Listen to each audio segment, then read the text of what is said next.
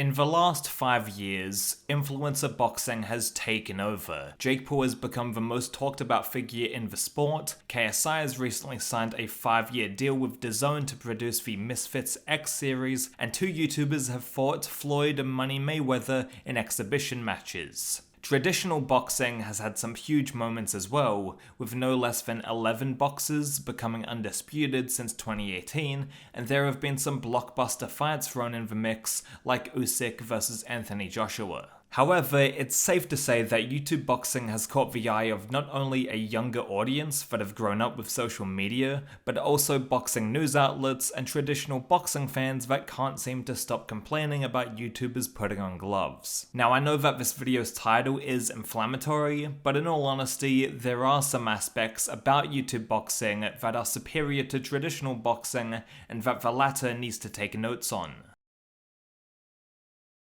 Besides KSI vs Jake Paul and Slim vs Gib, in the YouTube world there have been a plethora of quality matchups. With the rise of Misfits Boxing and their streamlined boxing stable, we have seen plenty of top tier fights that happen on a regular basis. This is unlike traditional boxing, where it takes ages to make the mega fights, and when they do finally happen, if they finally happen, the fighters are way past their prime and it's no longer worth seeing.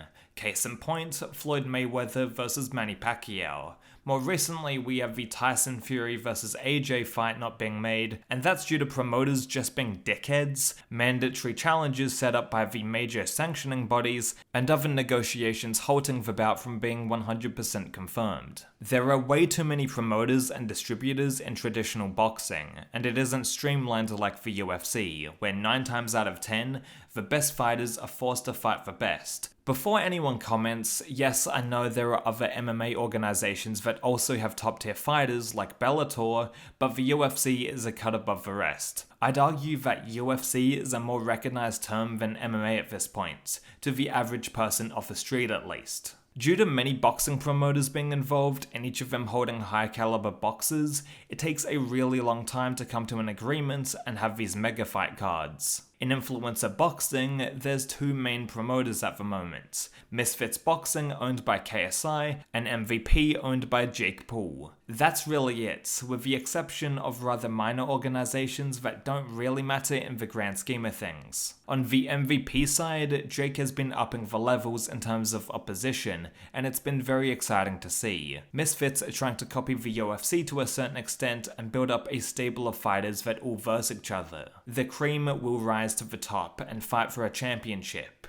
Speaking of the UFC, they only have 1 belt in each weight division. Boxing has 4 major belts, and for casual viewers, I understand why it's difficult to accept the idea of multiple champions for 1 weight division. The way that boxing is organized is truly stupid, and it just alienates potential viewers. Now, Misfits are still in very early days, but I love the ambition of having a structured ranking system and championship. As for KSI vs Jake Paul, I think they are building up to the event well, and they have both agreed to a December fight date. Gib fighting on Misfits though is a can of worms, which I'll get to in a future video.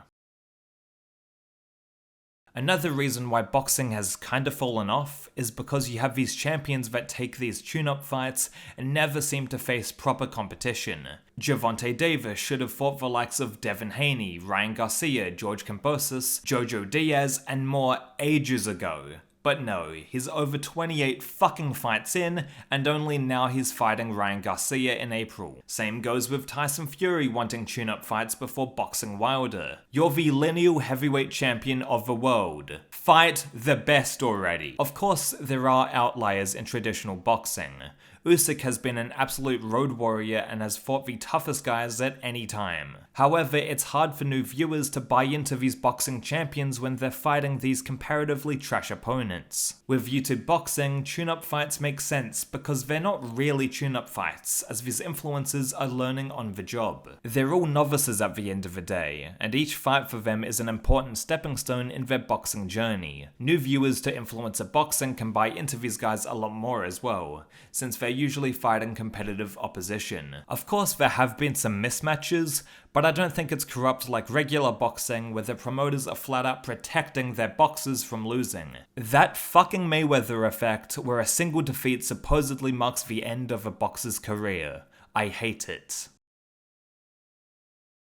Speaking of the Mayweather effect, if a YouTuber loses, even in devastating fashion, they can still come back and be a marketable draw. Look at Anderson Silva. After 2 early wins in the initial YouTube boxing events, he went up against Jake Paul in a pro fight and got embarrassed. He was knocked down 3 times in the first round, and more importantly, his performance was not up to snuff. A year later, Gibb participated in the YouTubers vs TikTokers event and he comfortably beat Taylor Holder, who was built up to be the most experienced boxer on the card. Gibb was handed his first defeat in Miami, but he subsequently got his redemption in Miami. Now Gibb is considered a top 5 influencer boxer after another win against Austin McBroom. The comeback is more than possible in this YouTube boxing scene, and it's got that MMA charm to it, where fighters aren't defined by their losses, and your stock may rise higher if you lose but put on a great showing. I mean, just take Swarms as the prime example of this. He lost against KSI, but he not only saved the event from being cancelled, he also took the loss in his stride, and now I and many others want him to win against Ryan Taylor this weekend.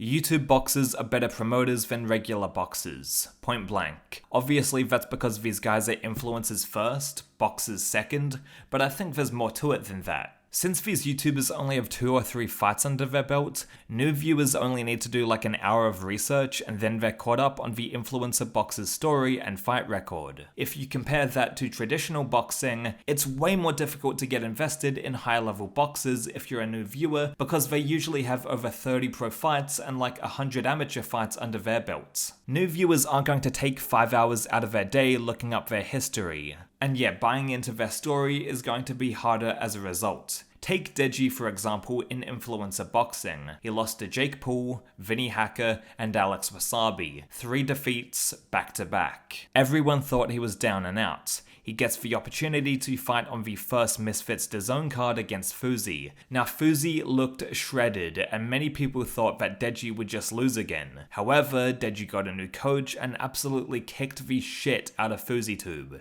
earning him his first win of his boxing career. The crowd went fucking wild and everyone was celebrating Deji's performance. A few months later, he got the opportunity to fight Floyd Mayweather and Deji actually did some damage to him. Deji has been on quite a journey in terms of boxing, and his story is not only fascinating but easily promotable. You only need to watch 4 fights to get the gist of Deji's boxing career, unlike most traditional boxers that have 20+ fights as I've said. Obviously there are characters that have interesting stories to tell in traditional boxing, Tyson Fury being one of the major ones, but they're few and far between nowadays.